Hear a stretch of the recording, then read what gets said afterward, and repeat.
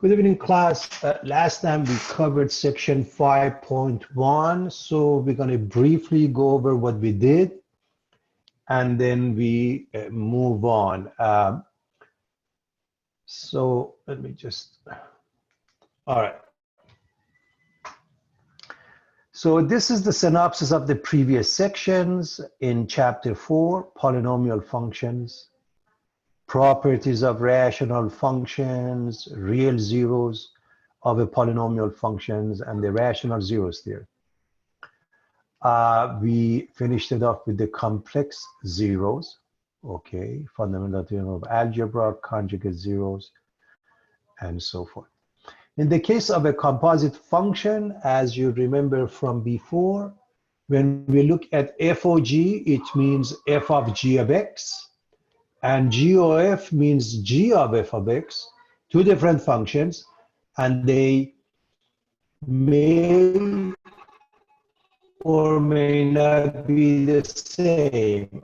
On a normal basis, they are not the same. They become the same when we are inverse functions.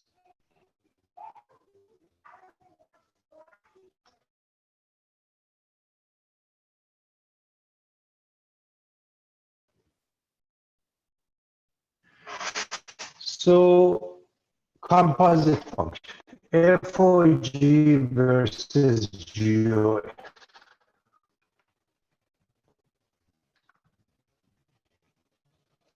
Now,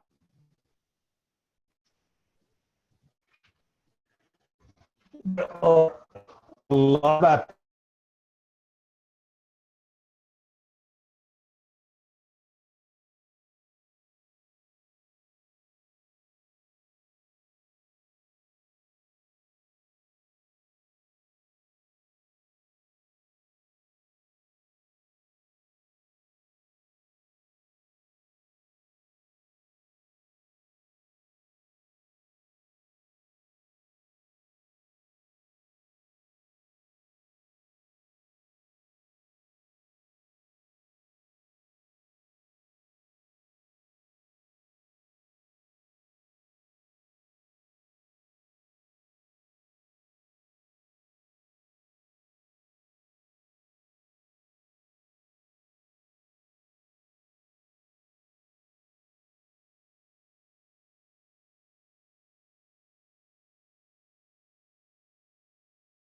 So we are looking at composite function, as I mentioned. F of g is by definition f of g of x. And let's move on. We looked at another example. We were interested in finding the domain and range. This was a simple case. In both cases, f of x as well as g of x, they happen to be polynomial functions. And therefore, the result also will give us the domain and range, which is all real numbers. However, for a case like this, last time when we went over that, I believe a couple of students had a little bit of a difficulty with this. I want to make sure everybody understands the two methods. First, I want to mention the right method because I think it's a little bit more straightforward. The second method. When you are dealing with two functions, such as f and g, you always start with the given domain as it appears. As you look at f of x, it's 3 over x minus 5, and x can't be 5. And you look at g of x is a rational function, x plus 1 can't be 0, so x can't be negative 1. Those pieces are obvious. So if we are interested in finding the domain for f of g, okay, so first, g cannot be negative 1. Therefore, negative 1 is excluded from the domain of f of g. However, we can actually go through the process, find the function f of g of x, and the resulting f of g of x, see if I can.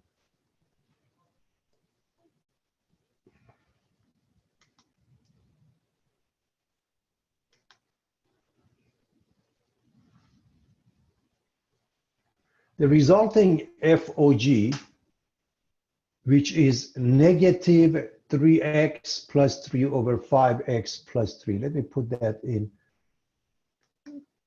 slide mode. So I want to explain that one first. I think it's easier to follow.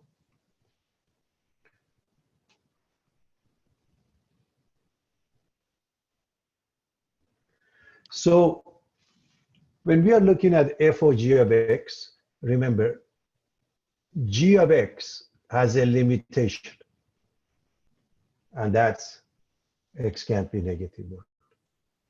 Now, f of g itself, if you work it out, it gives you this function. And this function has a limitation. If you set the denominator equal to 0 and solve, x becomes -3/5. And so we have to exclude -1 as well as -3/5. That's the reason behind it. So one more time. The second method is very simple. All you have to do, look at what makes g undefined, exclude that, and calculate f of g. Go all the way from A to Z, find f of g, and look at the final result and exclude what you must. The first method, it's easy to look at this. Again, we have this restriction on g. That is going to remain. But how do we find the other restriction? We look at f of x, and we say f of x, x can't be 5, agreed? So x can't be 5. Now, what is replacing x for f of g? The x is replaced by g of x. Therefore, g of x cannot be 5. So you solve this equation, g of x cannot be 5, resulting in -3/5. So both methods start with the fact g cannot have x equals -1.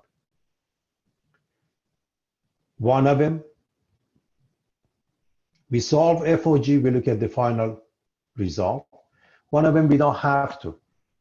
Whatever x has to be excluded from f, we set that equal to the g, and we figure it out. I highly recommend you look at an example. You try to find the g of f in the same manner, which means if you're looking at g of f,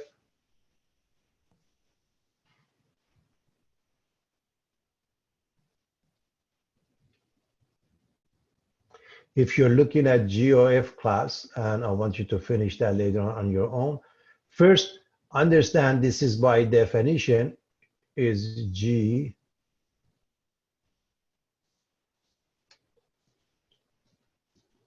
of f of x, okay? So first look at f of x and see what has to be excluded. From f of x, x cannot be 5. Do you follow what I'm saying? So yes. 5 has to be excluded. And then you set f of x, so x can't be 5. And you have a choice of calculating g of f of x and look at the result and find out what needs to be excluded. Or you can simply set f of x equals -1 and exclude it. So f of x can't be -1. Why is that? Because the x in g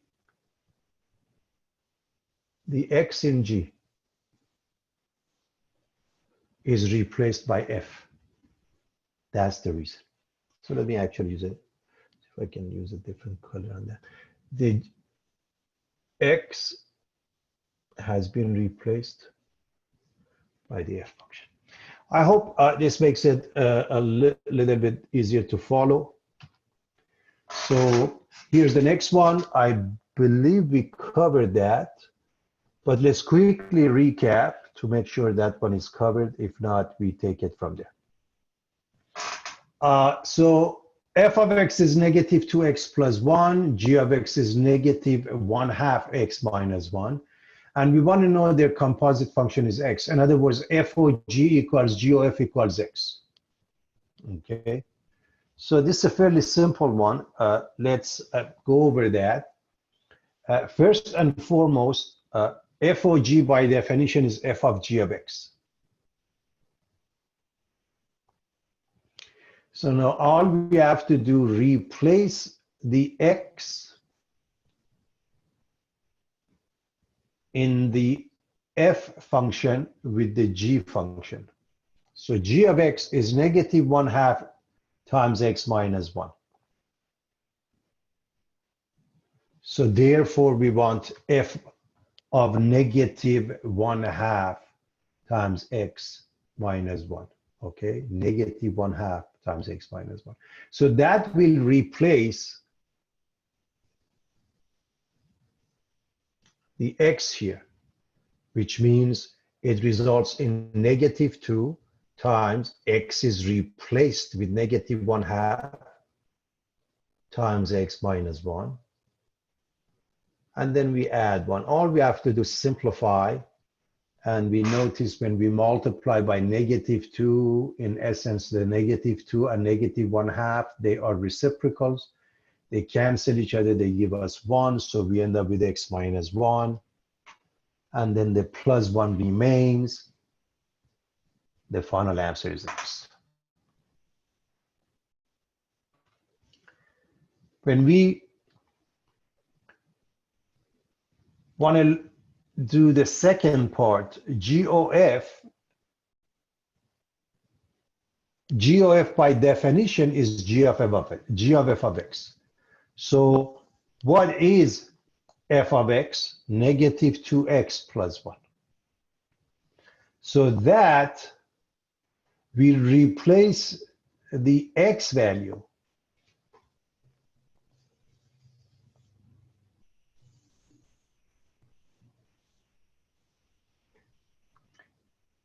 in the g function. So we end up with negative 1/2. We replace the x with the g function, which is negative, with the f function, which is negative 2x plus 1.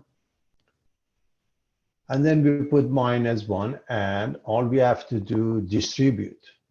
As you can see, 1 and negative 1 cancel each other. We end up with negative 2x inside the parentheses only. Their product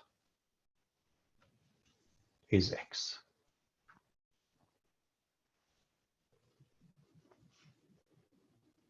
I'm going to move on to the next example. Any questions, class? All right.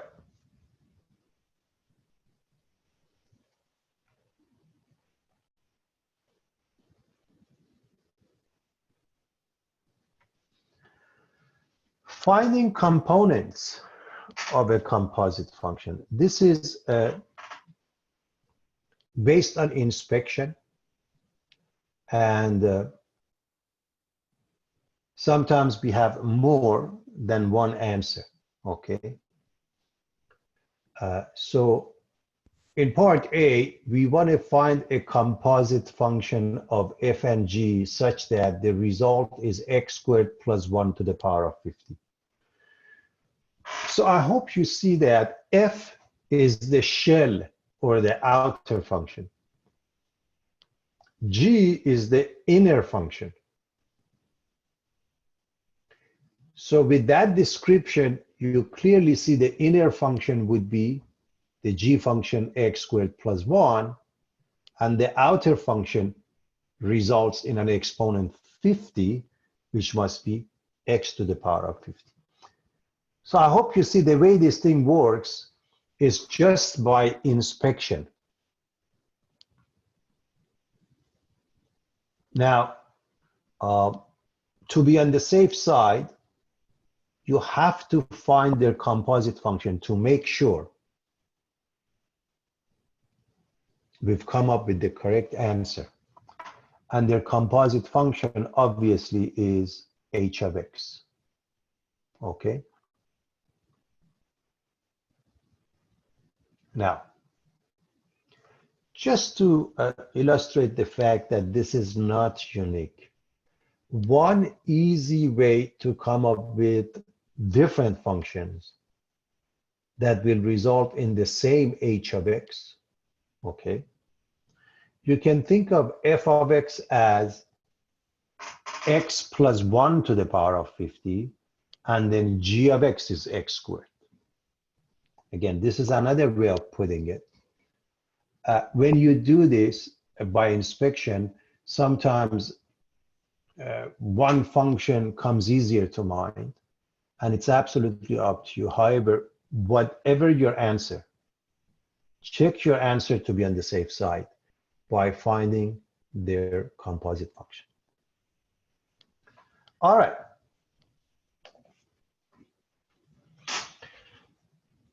In part B, the function f of g results in h of x as 1 over x minus 4 quantity cubed. Again, by inspection, you may see that the f function is like 1 over x cubed. And then x has to be replaced by x minus 4. There is really not much one can do except inspect. And with that being the case, it's important to see that it is the x minus 4 that goes in here. So your g function can be x minus 4. And your f function is 1 over x cubed. So if you look at their composite function, of course, you will get 1 over x minus 4 quantity cubed. Can you think of any other functions? Just again, we're thinking of easy ones. If you think of f as simply 1 over x, then the x must be replaced by the g function, which is the complete denominator, x minus 4 cubed. In other words, here's another possibility. And I'm giving you 2 examples here with 2 different possibilities just to make a point. To find components, you really have no choice but to inspect, find the components, and check your work. You have to find their composite function to make sure you have made it. And so this is how we come up with the answer.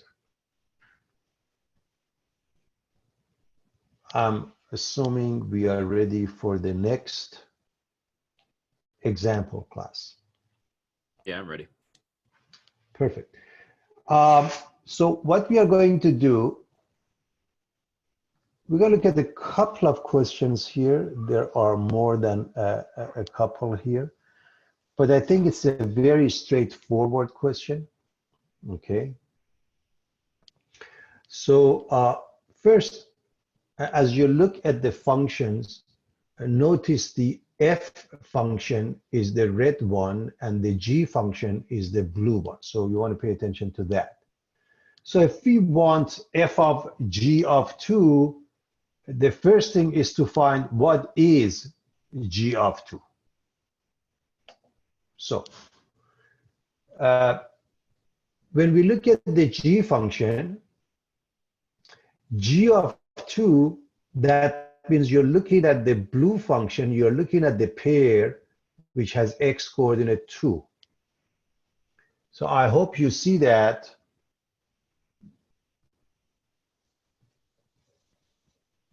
This point has coordinates 2, 5. That means g of 2 equals 5. And so Now you want f of g of 2 or f of 5. Now, what is f of 5?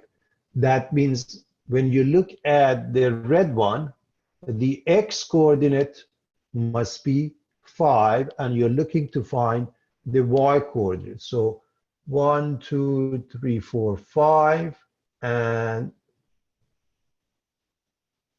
we end up here, which has a y coordinate 4. So what I want to do, I want to give everybody a couple of minutes. See if you can figure out, let's give everybody a minute. See if you can figure out this one and then another one, and you can, we can probably move on. Let's see if we can do this fairly fast. G of f of 0.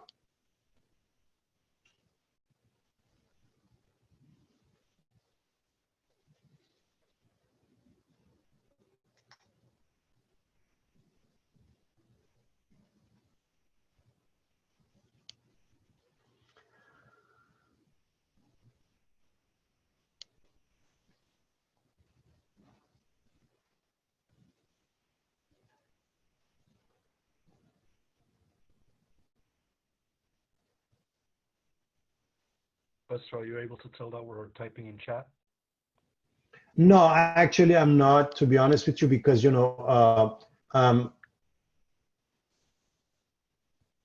where we're putting our answers and questions.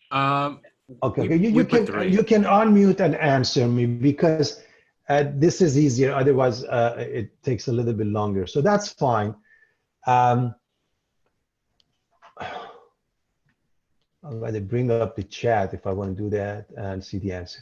But that's fine. So what is g of f of 0? Okay. 3. Very good. So g of f of 0. So what is f of 0? The first thing that we have to find, f of 0 is 0. So you're looking at g of 0, which is 3. So I hope everybody's okay with that. The rest of them follow in the same manner. So I don't want to really spend too much time on this. I'm assuming everybody can read graphs. So we're going to go through them fairly fast. And as I, of course, mentioned before, this is posted. As long as you can do 2 of them, you can all of them. It's not a big deal. All right. So let's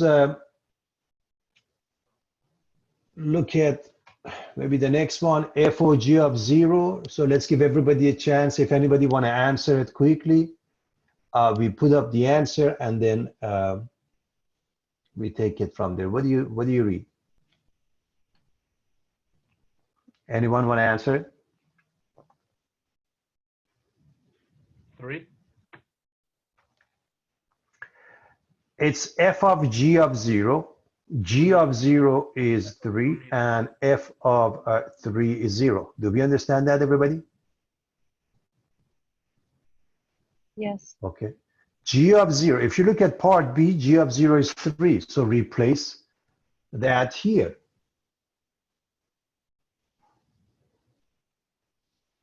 It's f of 3. And f of 3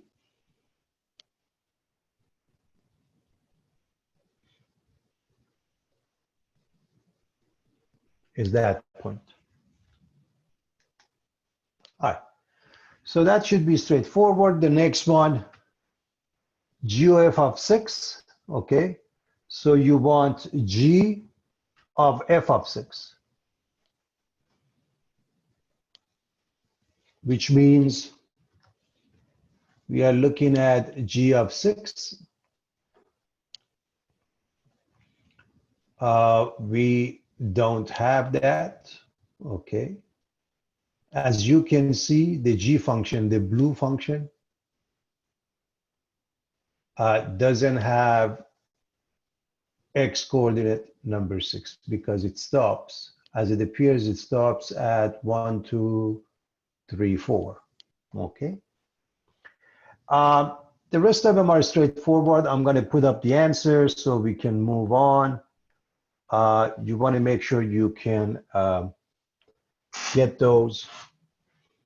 So G of negative 2, that means G of negative 2, which is G of 1, and it becomes 4. F of 4, that means F of 4, which is 2, and so F of 2, which is negative 2.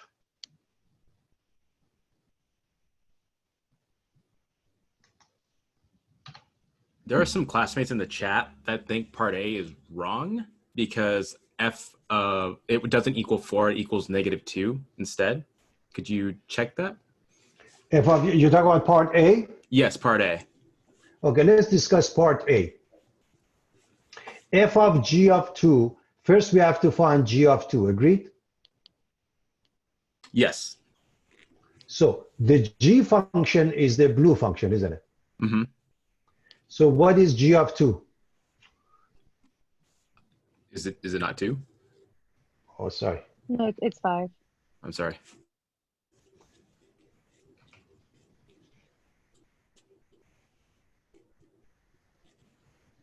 Let me get this. X is 2, Y is 4. Okay, G of 2. 5, not 4, 5, yeah. Okay. Do you see that this point has coordinates? Let's look at this point. Mm-hmm. Has coordinates what? 2, 2, 5. comma. Everybody agrees with that. Yes. Yes. Therefore, we are looking at F of 5. F of G of 2, that means F of 5. And that is referring now to this point.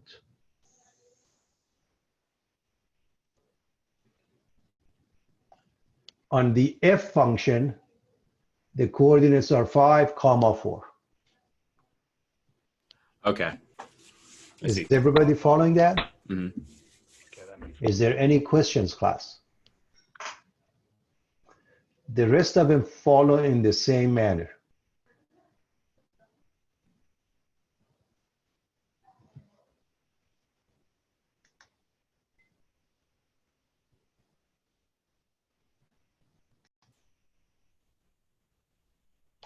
All right, class. So we're going to move on to the next section, 5.2 one-to-one function.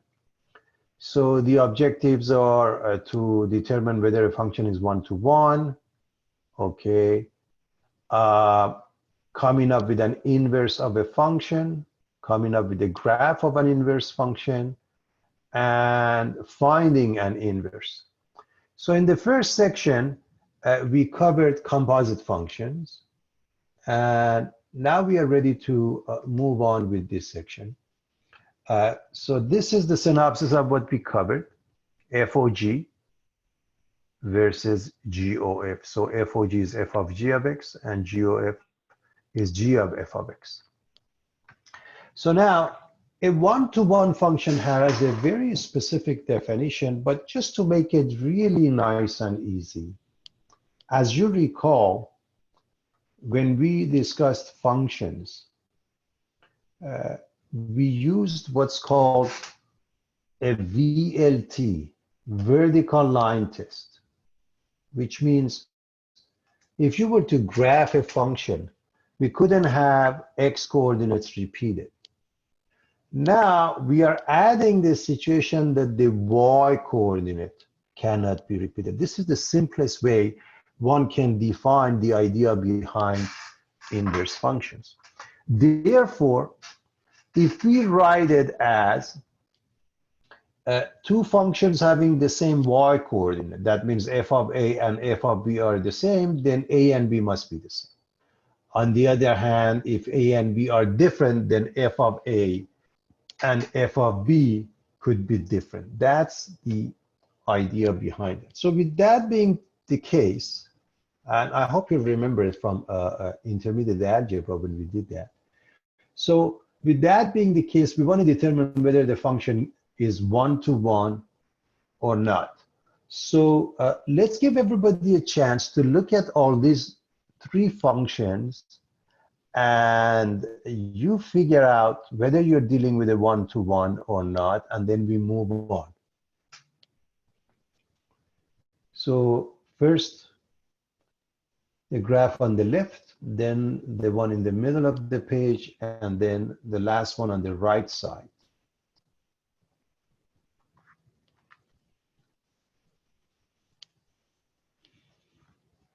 So let's start with the first one. Is this a one-to-one function?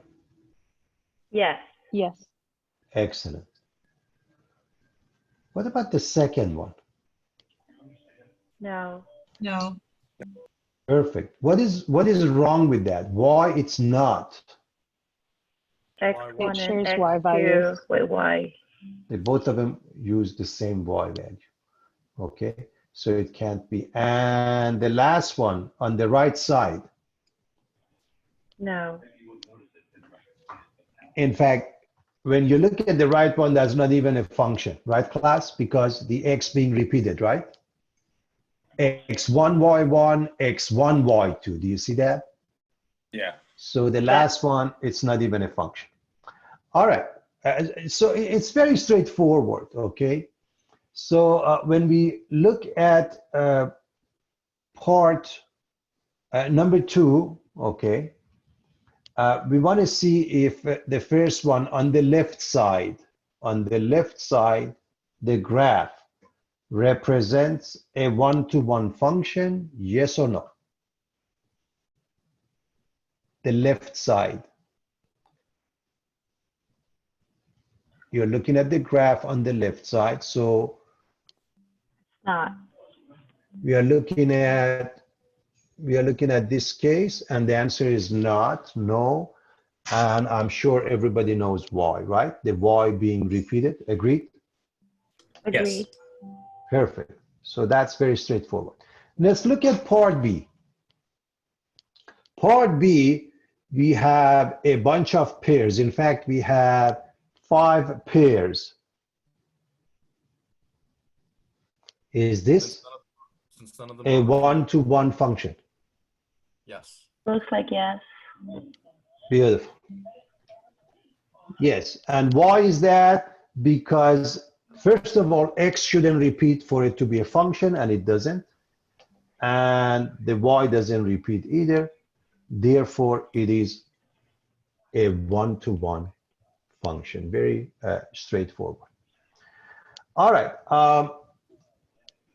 As you recall, we use vertical line test to check the function.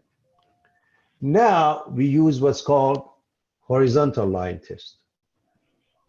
Because if you can come up with the line which is horizontal and it crosses the graph more than once, that means the y coordinate is being repeated. That's why in this case, in addition to the vertical line test, we do horizontal line test. Okay? Now, as you know, this is a function. This is not a one-to-one function. And now it becomes a one-to-one function. What I want to explain about this, if you happen to have a function, most of the time, if it's not a one-to-one function, you can restrict the domain so that it becomes a one-to-one function. So a parabola, as you all know, it is a function, but it's not a one-to-one function. And so restriction, and the way the restriction happens right on the vertex, okay? So for example, generally speaking, in the case of a parabola, the domain is all real numbers, right? Domain is all real numbers. Now, in this case, we have restricted it to 0 to infinity. And now, as a result of the restriction, it is a one-to-one function. So again, the definitions that we discussed for a one-to-one function, if we have different x coordinates, we must have different y coordinates. Remember, this is, let's say, y1, and this is y2, meaning just when we see f, understand it refers to the to which coordinate, which is the y coordinate. All right, so with that being the case, the thing we want to add is monotonic functions are one-to-one. Monotonic functions are the ones that are always increasing or decreasing. So in some interval, the function is only increasing or only decreasing, then it is one-to-one. It is basically the creation of peaks and valleys, local extrema, that could create a function which is no longer one-to-one.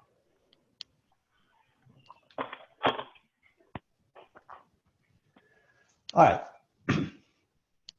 It says for each function, use the graph to determine whether the function is one-to-one. Understand, when we discussed elementary functions, the idea was that everybody knows how to graph those, and we don't expect a precise graph, a rough sketch, and you all know the rough sketch with regards to both functions, y or f of x equals x squared versus y or g of x equals x cubed. Everybody has the graph in their mind, I believe. Okay. Parabola.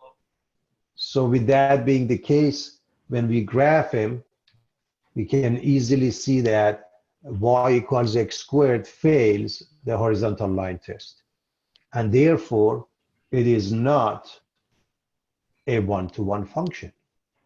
However, y or f of x or g of x equals x cubed does pass horizontal line test, and it is a one-to-one function. Very simple, very straightforward. Professor, Yes, go ahead. if one were to try to do the horizontal line test for B at the 0, y. Yeah, that at the 0, it appears that it doesn't pass a horizontal line test. Am I right? Is that the concern? I mean, I know it does. Yeah, okay. If you look at the graph, it could be confusing, but it's probably because of the scale. But for sure, y equals x cubed is a one-to-one function. If you happen to come across a case that it is confusing, let's say during the exam, you're more than welcome to ask me. But most of the time, it should be fairly straightforward. Okay. All right. We're going to move on. All right. So in this page, we are dealing with inverse functions defined by a map or a set of ordered pairs. As we map an element of function f to its element of range, we can reverse the process with f inverse. Now, all of this, when you look at the definition, may even seem a little bit too much and scary. I'm gonna explain two simple things that I'm hoping that helps you understand the concept nice and easy. So, number one, if you are given pairs,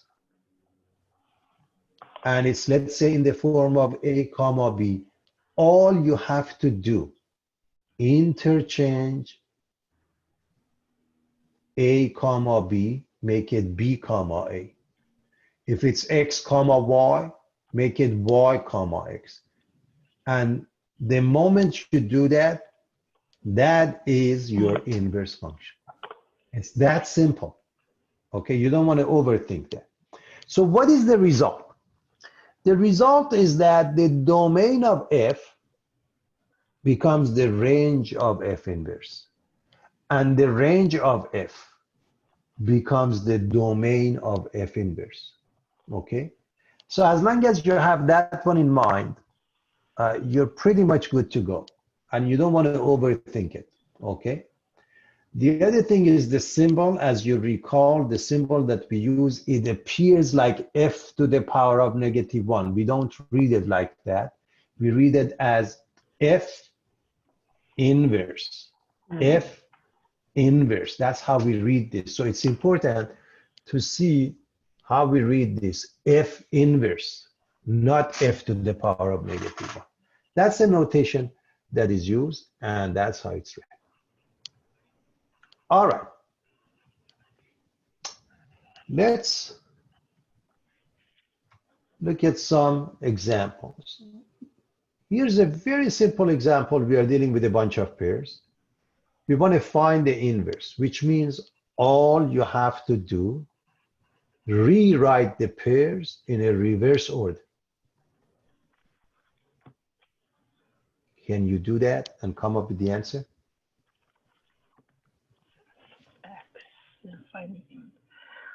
So is it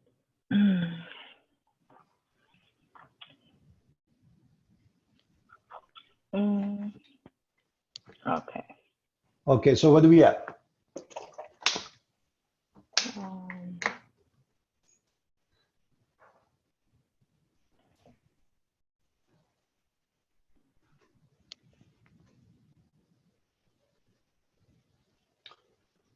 So for example, 1, 4 becomes 4, 1. That's it. Continue. Then 0, 2. Perfect. 7, 3. Okay. 1, -2.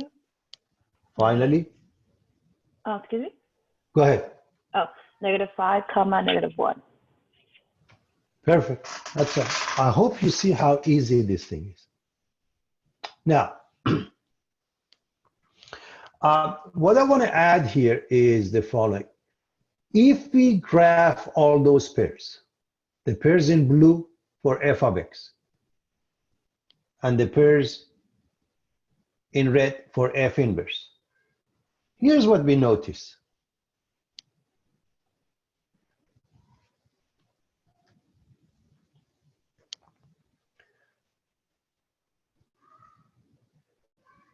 The ordered pairs are symmetric with respect to the line y equals x. And that's why if they ask us to graph an inverse function, basically we interchange x and y. If we have a bunch of pairs on the graph of f of x, we use the same pairs, we interchange x and y, and it becomes the pairs for the inverse function. All right. So with that being the case, we're going to look at another property of inverse function, and that is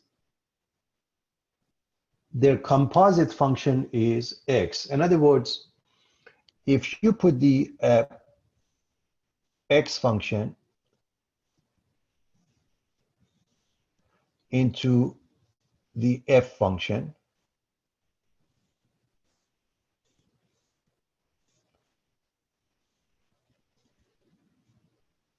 and then f inverse, they undo each other and x comes out.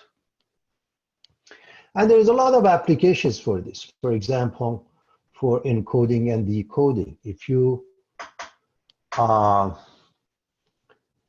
purchasing something, you're using your credit card. So when you put in your first digit,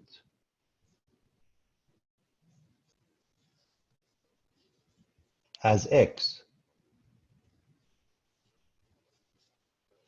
then the function will change that, and anybody who grabs it cannot see the number that you put in. And at the end, the company knows the function and therefore the inverse function, and it will bring it back as x.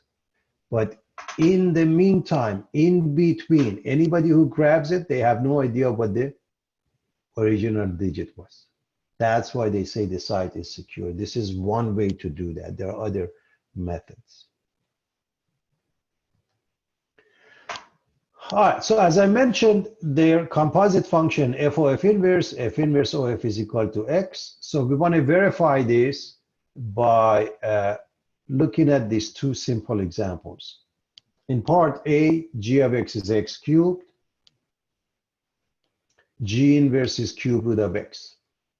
So when you want to prove two functions are inverse of each other, you don't need to do both. So let's quickly do this page, and then we stop for a few minutes.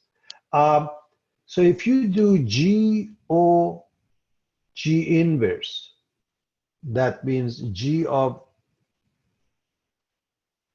inverse of x, which is replacing the x with cube root of x, you end up with x.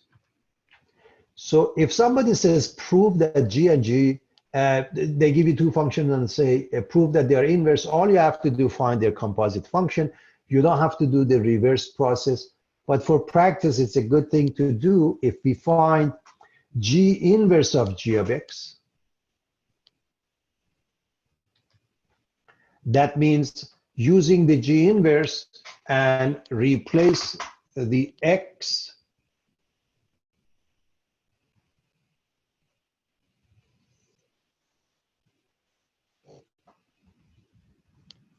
inside the G inverse by x cubed. That's the concept. They undo each other, they give us x back.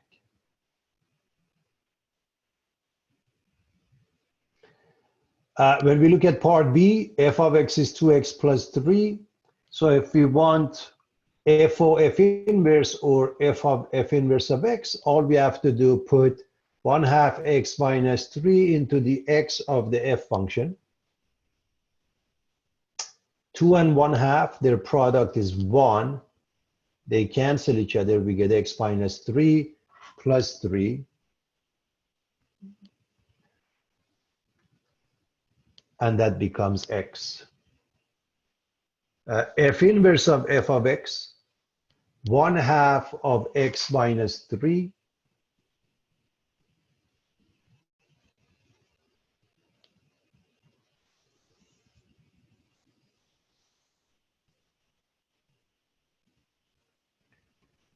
And positive 3, negative 3 cancel each other. We end up with 1/2 times 2x. That is also equal to x. So we just proved the two functions are inverse of each other.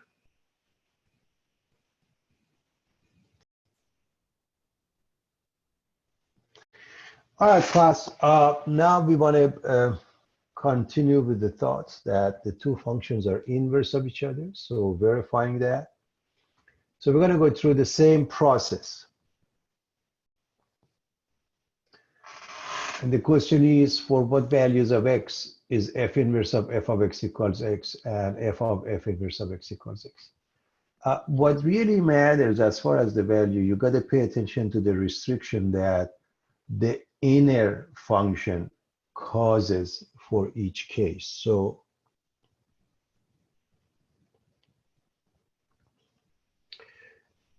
the restriction for this one comes from f of x. The restriction for this one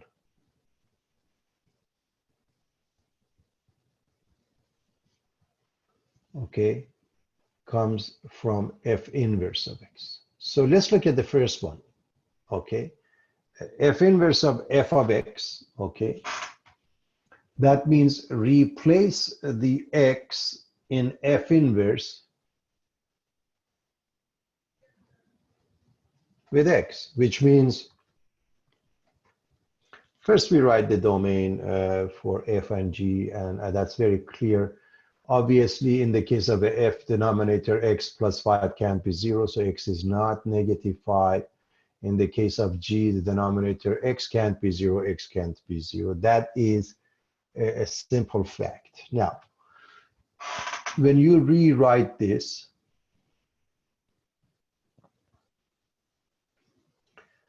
to simplify, you have to simplify the first fraction.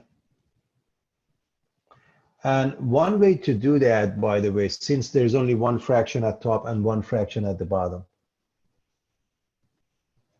you can think of the top as 3/1. So you multiply the extremes, 3 times x plus 5, and you put it at top.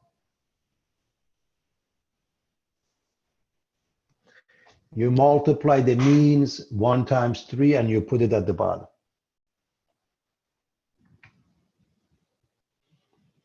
Now, 3 and 3 cancel each other. We end up with x plus 5 minus 5 plus 5 and minus 5 cancel each other. They give us x. So what is the restriction, class? The restriction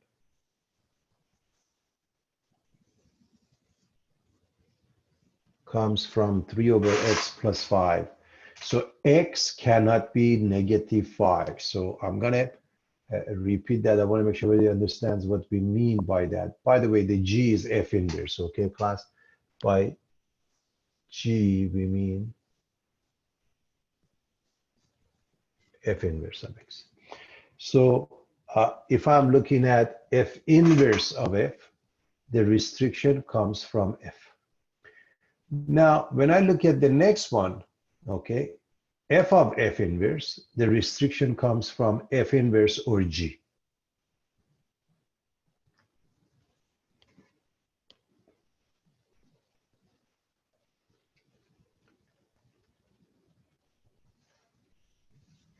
So the way we simplify, -5 and 5 cancel each other.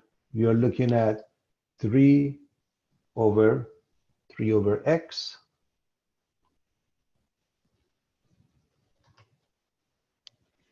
And I hope you see that this is the same as x, because again, you can write this as 3/1, 3/x. You multiply these two, and then you multiply these two. You get 3x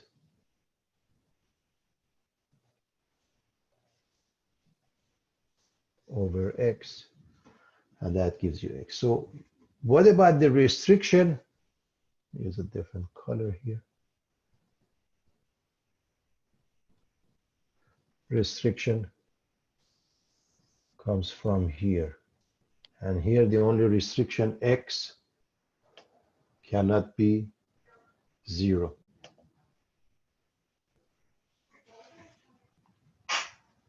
All right. So verifying that we are dealing with inverse function is fairly simple. Just look at their composite function and prove that it gives you x. By the way, to prove that, we don't have to look at both cases. Okay, one is good enough, and the same thing for the exam. But for practice, I highly recommend you do both, just to be on the safe side. So I'm going to move on, class.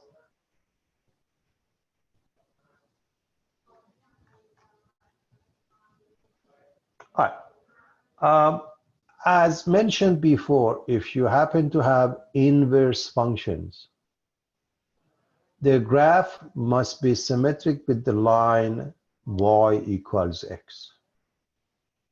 As you can see, a simple way of looking at it, just look at the basic pair a comma b versus b comma a.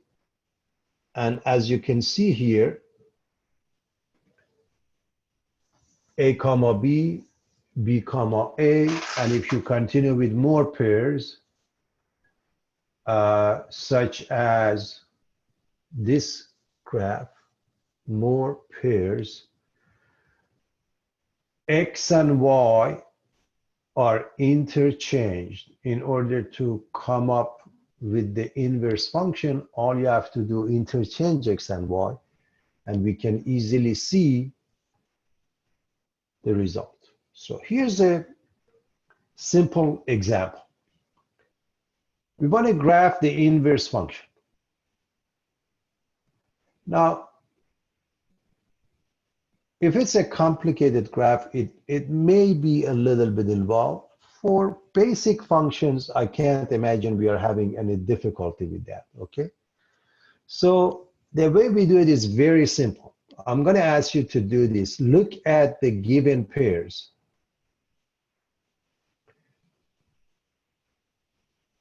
This is one. Write a pair that pertains to that for the inverse. What pair are we looking at? -2, -1 changes to what? 1, 2, One more time. 1, comma 2. No, that's not right. We just interchange x and y. So it becomes what? -1, -2. So all you have to do, plot this pair. Okay, how about this one? This changes to what? 0, -1. So you can plot that pair. And 2, 1 changes to 1, 2. all you have to do, plot the 3 pairs, and pretty much you can see the resulting graph. So let's put it together. And we see the graph looks something like this. Notice, and that's extremely important, not only the two graphs are symmetric with respect to the line y equals x,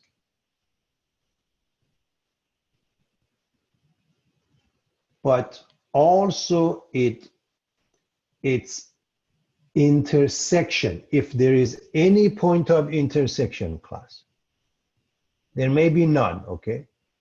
But if there is any point of intersection,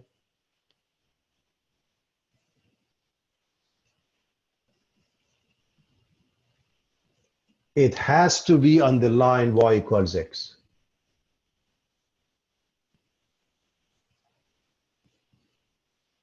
The line of symmetry, y equals x. Y equals x, because we are interchanging x and y, okay? So if they are going to intersect at the point of intersection, okay, the x for one must be equal to the y for the other one. The only way it could happen if the intersection takes place on the line y equals x. So remember, if they, just so you see everybody what happens, if the point of intersection is A and B, for one of them, for the other one must be B and A. But if it's a point of intersection, so I want to make sure I'm going to write it here so everybody understands what I mean. If there is a point of intersection and for f of x, let's say the point has coordinates AB. For f inverse,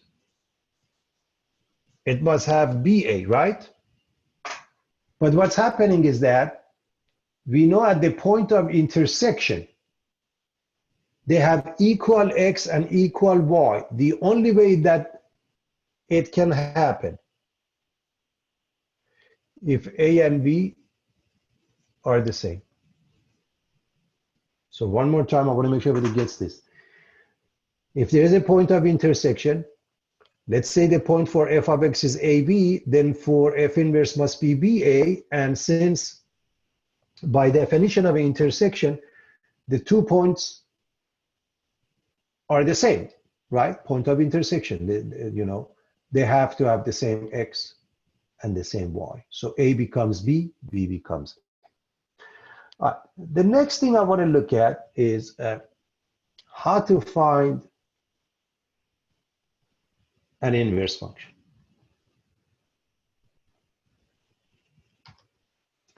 Now the process, as you recall from intermediate algebra, is very simple.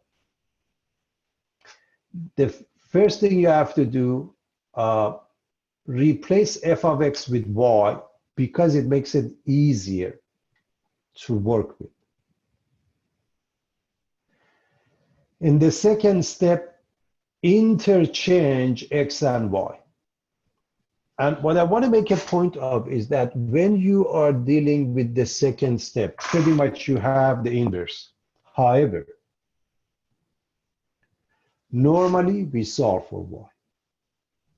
And that's how we continue to get to y, then we give it a name f inverse. Needless to say, in the process, the domain of one becomes the range of the other. So let's look at a couple of examples to make some sense out of this.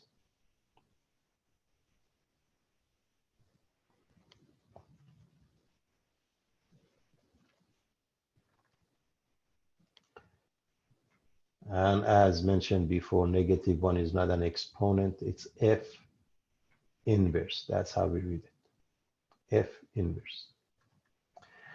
All right, here's the function f of x. Let's start with the simplest example we can come up with. F of x is 2x plus 3. We want to find f inverse. So the first step is to replace it with y, again, just to make life easy. That's all there is to it, to make life easy. So instead of f of x, we give it the name y.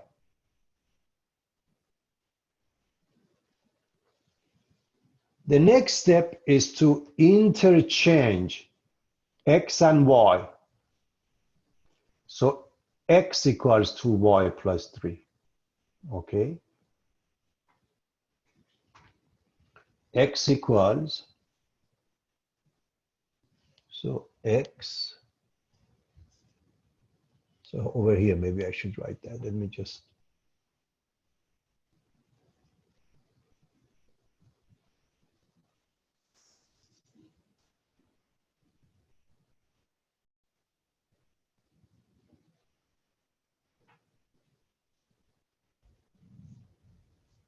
x equals 2y plus 3, or you can say 2y equals x minus 3.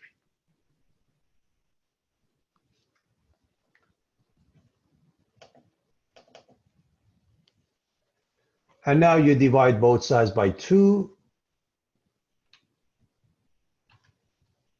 to solve for y. And you give it a name f inverse. So those are the 4 steps involved. We call it f inverse, okay? Now,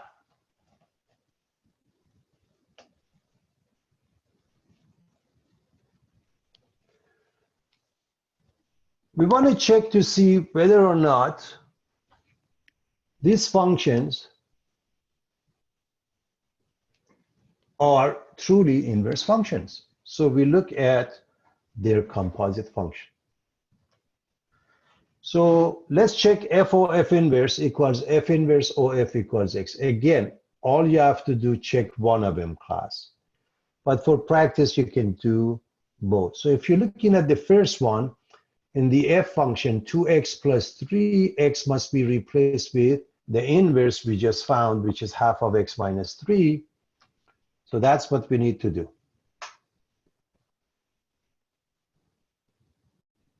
Which means we can cross out 2 and 1/2. We end up with x minus 3 plus 3, which is x. If we do f inverse of, then we go to the f inverse and replace the x with f of x, like so.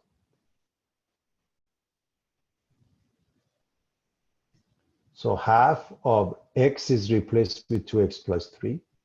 Now 3 and negative 3 cancel each other, and they result in half of 2x or x. I'm assuming everybody can graph this too easily. All you have to do, pick up a couple of pairs, and you have the graph, okay? And all you have to do, pick up the pairs for the first one, let's say. Let's quickly actually do that. Let's see what color I want to use that we haven't used yet. Let's see if we can use that. So if you look at this one, class, and if we want to write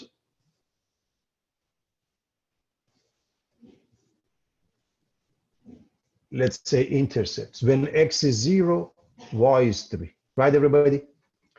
When y is 0, x is.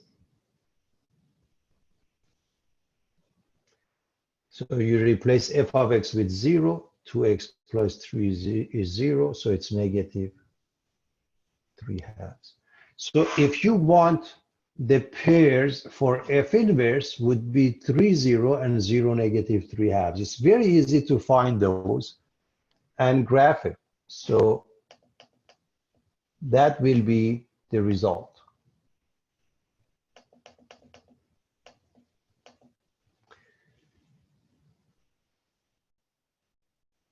We checked it using the composite function. We graphed them, okay? And as I mentioned, for the composite function, you really don't have to do both. One is good enough, okay? In any event,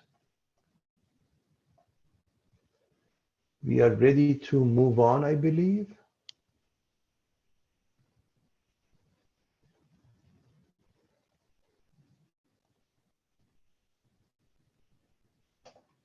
All right. Yeah, all cleared. Go ahead. What's the question? No, I don't have a question. Like I understood. Okay. The slide. Sure. Perfect. All right. Now we want to find the inverse for the function x squared. Notice it is restricted to x is larger than or equal to 0. Can anybody tell me why it's restricted?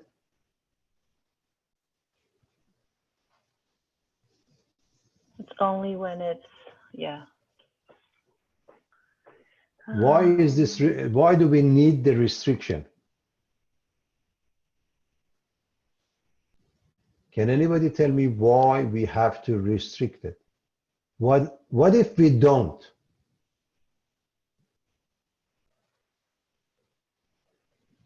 Y or f of x equals x squared is not a one-to-one function.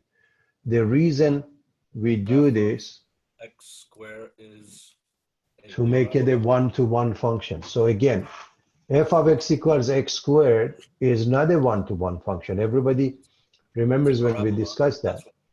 Yeah, it's a parabola. Right? So if you graph it, it's a parabola, and a parabola doesn't pass the horizontal line test. Y equals x squared is not a one-to-one function. So the reason is to make it one-to-one. Okay? Sounds good, everybody? Yes. All right. Let's go through the process fairly fast. So we call it Y. Okay, it makes it easier to follow. We interchange x and y. So y becomes x becomes y. And we say y is larger than or equal to 0. Okay, that's exactly because we chose x to be larger than or equal to 0. Do you follow what I'm saying? If we go back to the choice we put up or the limitation on the domain, that's the reason.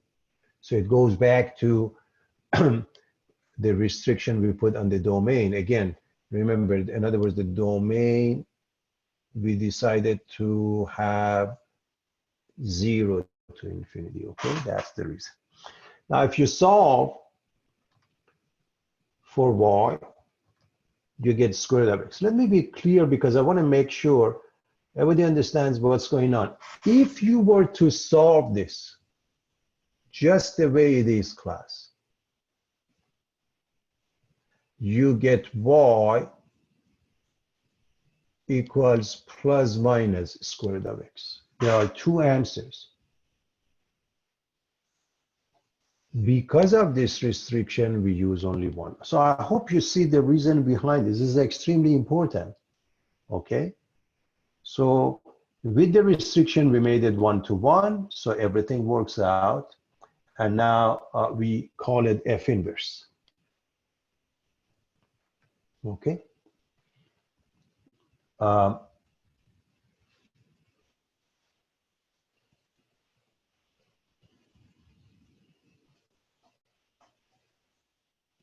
This is wrong. X is larger than or equal to 0, okay?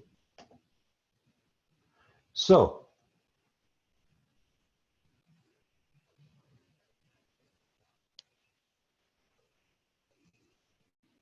that's a typo, okay? X is larger than or equal to 0. All right, let's look at the composite function, f of f inverse and f inverse of. Let's give everybody a minute. So in 1 minute, let me see what you have. So we're gonna pause the recording. 1 minute, find their composite function, meaning find f of f inverse as well as f inverse of.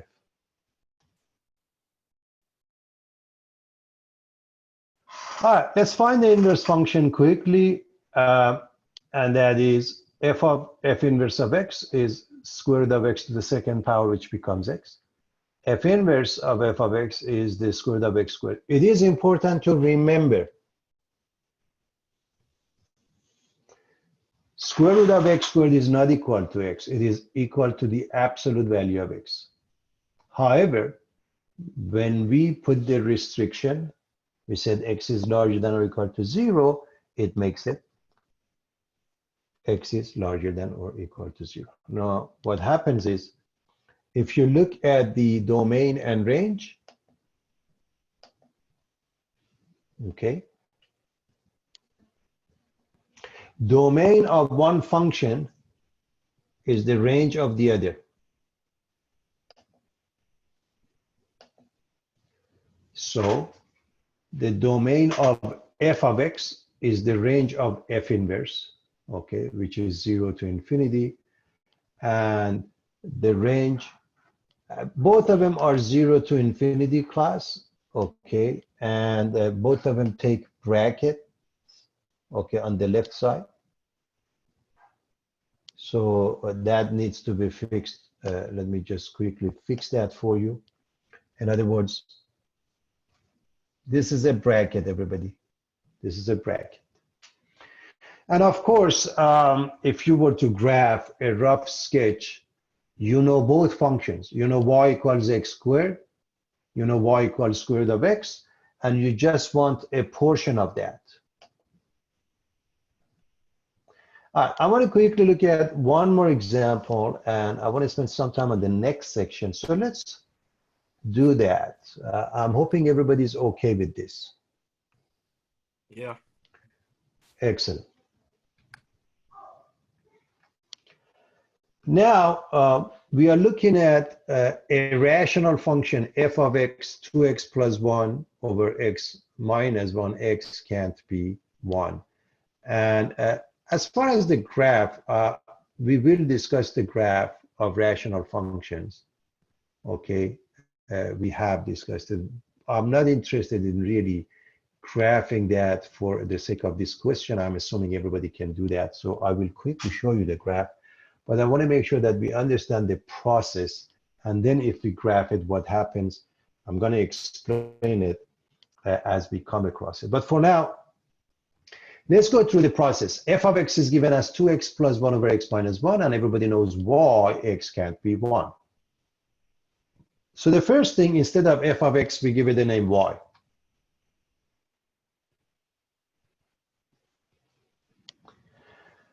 The next thing is to solve to interchange x and y.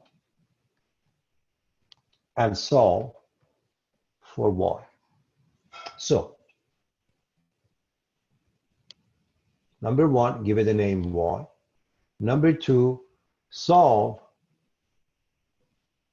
interchange x and y. And number three, solve for y. Now, in order to go from here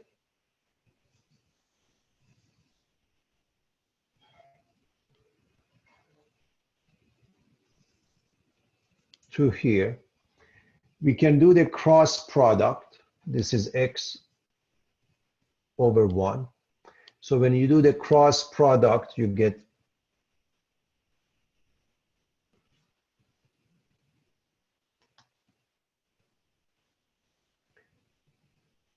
x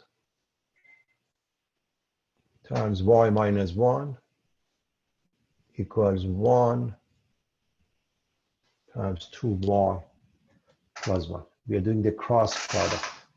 So this is xy minus x. This is 2y plus 1.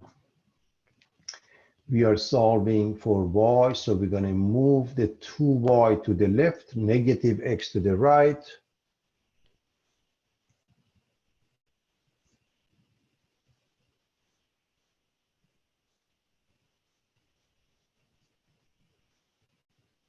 On the left side, we can factor out the y.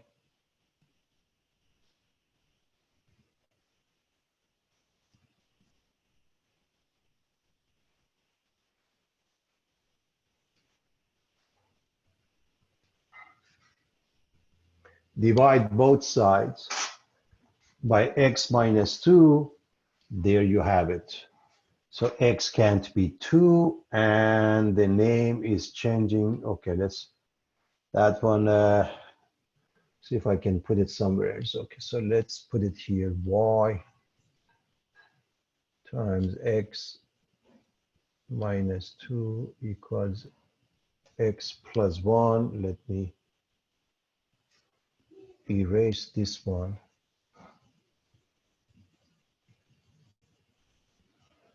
Okay.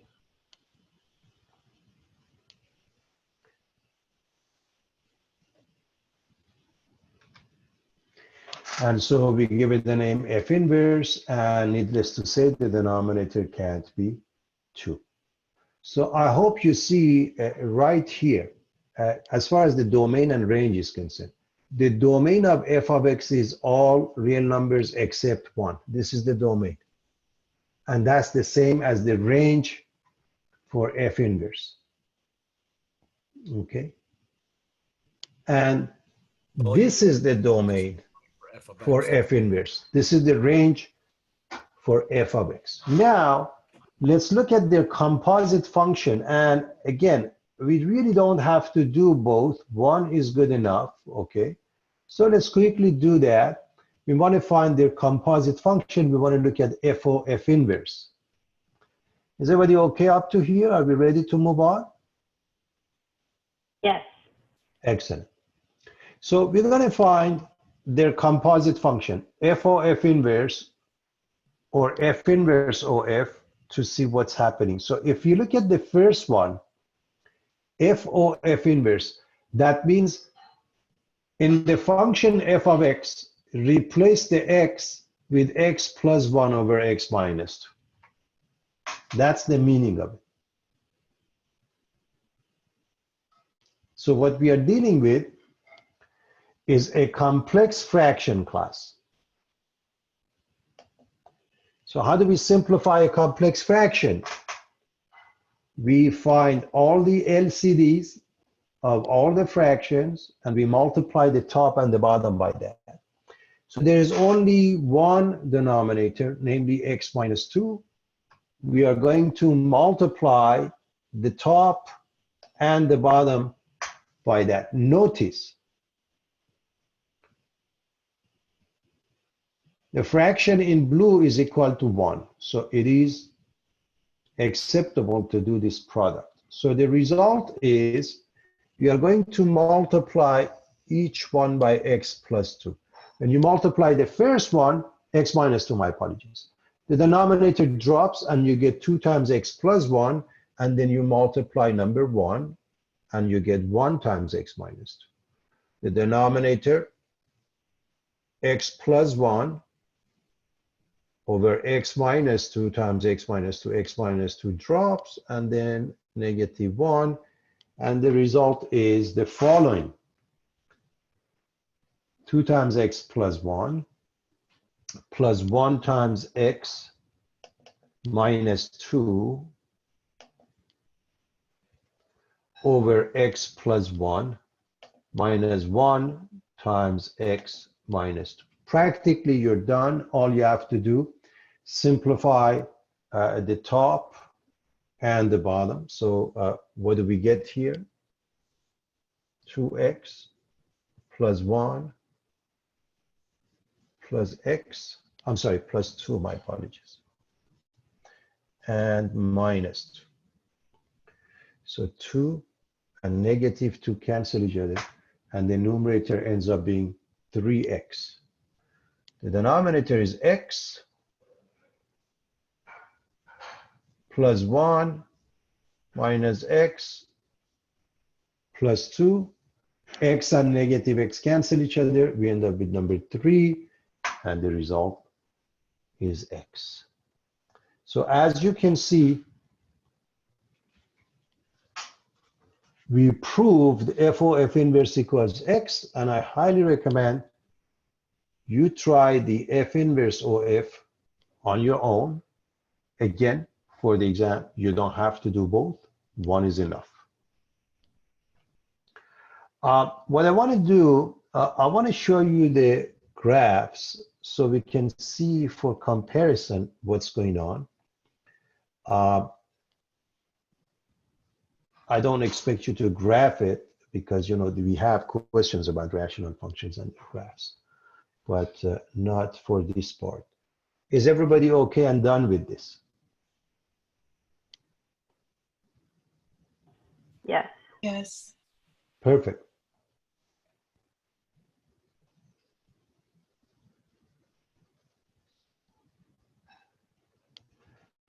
I apologize for my handwriting. I know it's horrible, but believe it or not, this is as good as I can do.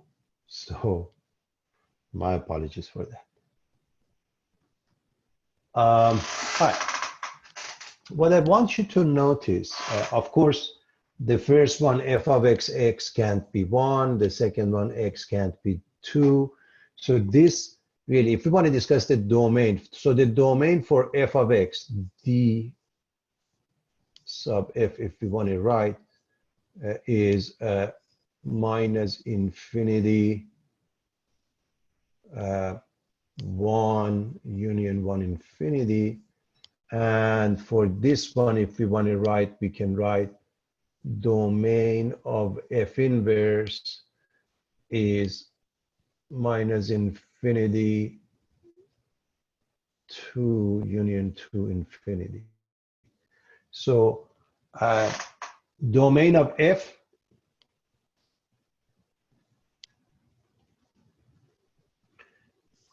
is the same as range of f inverse, and this is the same as range of the f function by them. So in any event, let's look at the graph. What do you notice as far as their asymptotes? Do you see, for example, the first one, VA x equals 1, okay? And HA y equals 2. Everybody can see y, right? Yes. Perfect. Now, when it comes to this function, the vertical asymptote becomes the horizontal asymptote. Y equals 1. Do you see that? And the horizontal asymptote becomes the vertical asymptote, x equals 2. And that's, of course, aside from other things, you know, that you can come up with, but a couple of things that are important and obvious and we can follow is that their asymptotes, they interchange. Okay, class? Sounds good? Yeah. Of course, you can look Yeah. at x-intercept, for example, okay, and it becomes the y-intercept. Okay, just I mean, if you're looking at the x-intercept here, x-intercept, I hope you see that it's negative 1/2, 0. In other words, the top 2x plus 1 is 0, right? Whereas this one, we have 0, negative 1/2, the y-intercept, and the same thing you can do for y-intercept over there. Okay, so it's very straightforward. Okay, or the y-intercept here. Let's just look at one more thing here. So the y-intercept, if x is 0, what is y, everybody? 0 comma what? Negative 1. Everybody can see that? Yes. Over here, we have negative 1, comma. So everything interchanges. And that's easy to see.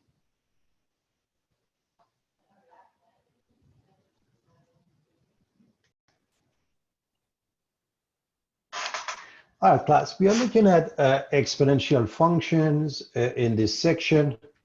So we will look at evaluation of exponential functions, graphing exponential functions. We're going to look at the definition of number e. And everybody knows e is about roughly 2.718, and it continues indefinitely. And solve some exponential equations. We looked at section 5.1, the idea behind composite functions, FOG versus GOF and what they mean. We discussed one-to-one function. Those are the functions that have inverse. And if a function is passes horizontal line test, is one-to-one, and therefore it has an inverse. And if it does, their composite function must be x. FOF inverse must be equal to F inverse OF equal to x. And we looked at how we find an inverse function. The process is very straightforward. We first replace f of x with y. Then we interchange the two variables. We solve for equation y in the equation for y, and we replace it with f inverse. If we graph the functions, the two functions are going to be symmetric with respect to the line y equals x.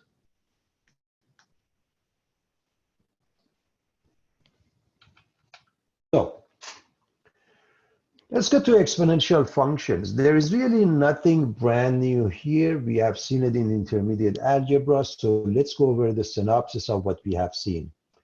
The function in the form of a to the power of x, b to the power of x, you name it, some base to the power of x is considered an exponential function as long as a is larger than 0 and a is not 1. This is extremely important, everybody.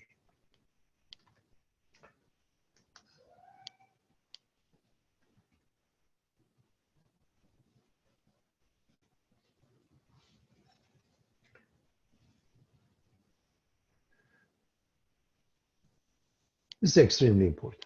First of all, a cannot be 1 because if it is, as you can see from the bottom graph, when the base is 1, you're looking at just the horizontal line, y equals 1. What about the base being larger than 0? By the way, b to the power of x or a to the power of x, same thing. The base must be larger than 0, and it's by choice. Why do we do that? So the function becomes 1-to-1, and so it has an inverse. That's extremely important. So when a is larger than 0, when the base is larger than 0, then it doesn't oscillate, it doesn't fail the horizontal line test, it becomes a one-to-one function, it has an inverse. So with that being the case, let's look at 3 cases. If the base is between 0 and 1, we have an exponential decay. If it's 1, we don't have exponential function. And if it's larger than 1, we have exponential growth. So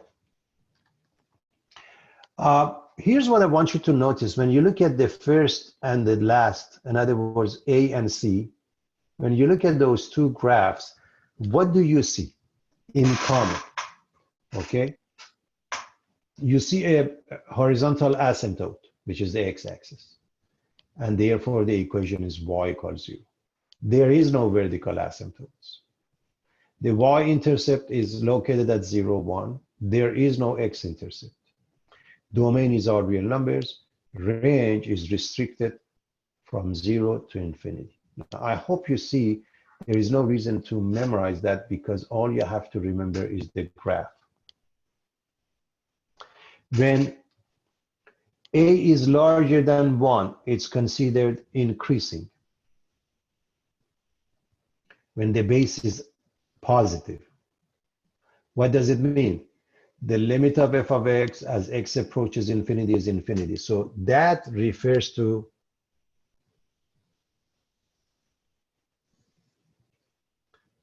the first quadrant, if you will.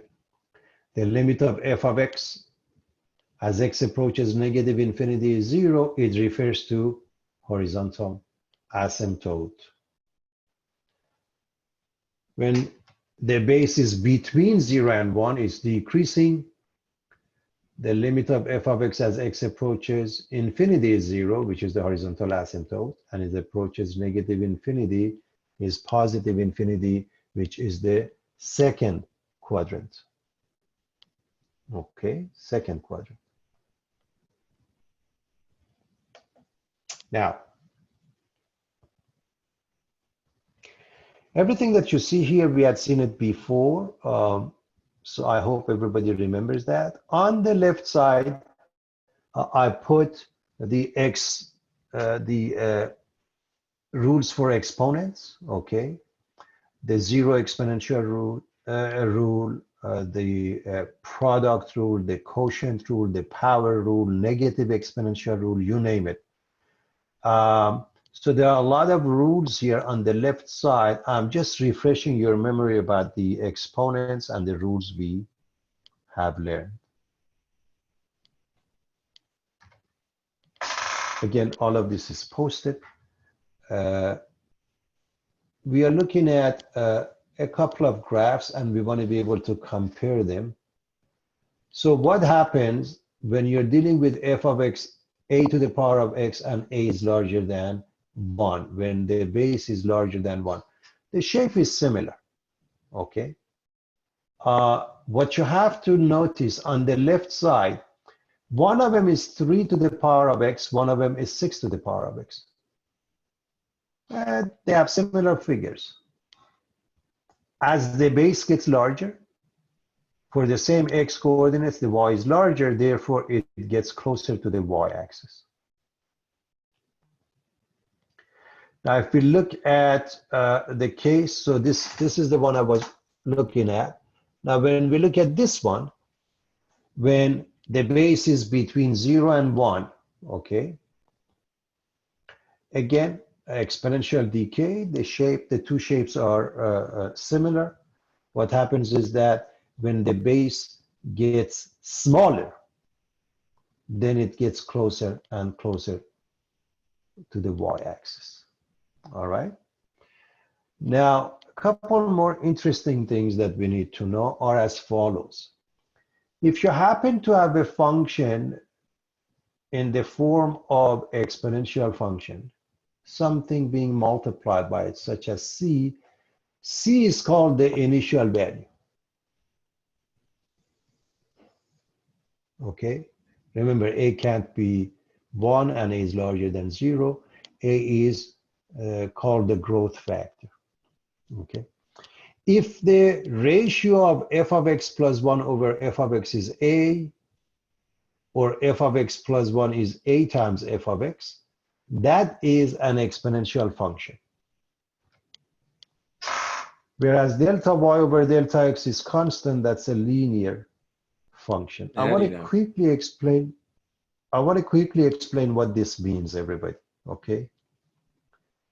The meaning of these two statements are as follows. If we happen to have a bunch of pairs, okay, class, just pairs, and we want to know whether the pairs represent any type of a function we are familiar with. Of course, we have to plot all those pairs. I want you to know that. And when you look at the graph, which is called a scatter graph, you have an idea what's going on. However, in the case of a line, everybody remembers rise over run, right? So what does it mean?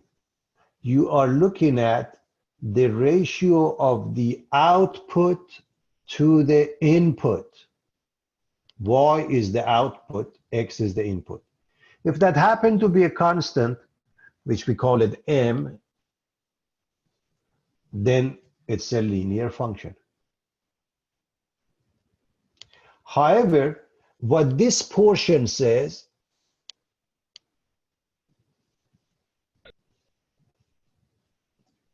f of x plus 1 over f of x, it means if you look at the graph, it looks, the graph of the points, okay, you have a bunch of points you graphed it, it looks like an exponential. Pick up a couple of pairs, consecutive pairs, and look at the ratio of their outputs only. And if that one is a constant, that's an exponential function. Okay, so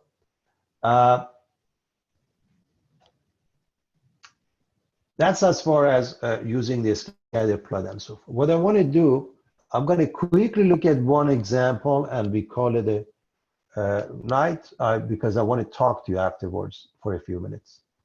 So graphing y or f of x equals 2 to the power of x, everybody knows how the graph is supposed to look like. But if we were to graph it, we had no idea. We would do it with pairs. So if we pick a bunch of points, for example, 0 gives you 2 to the power of 0, which is 1. 1 gives you 2, 2 gives you 2 squared, which is 4, 3 gives you 2 cubed, -1 gives you 2 to the power of -1 or 1/2. So you can easily see the pairs graph, and it looks something like that. And so what you notice is that if you graph 3 to the power of x in the same manner, look at, if you pick the same x coordinates, what about the y coordinates? 3 to the power of 0 is 1. 3 to the power of 1 is 3. 3 squared is 9. 3 cubed is 27. 3 to the power of -1 is 1/3, so on and so forth. If you graph the pairs, it looks very similar. If you put them on the same set of axes, you see that 3 to the power of x is closer to the x-axis. The y-axis, my apologies, because when the base gets larger, the y-coordinate gets larger. So 3 to the power of x compared to 2 to the power of x is closer to the y-axis. Finally, this is the thing you already know. There is nothing brand new here. X-intercept, none. Y-intercept, 0, 1.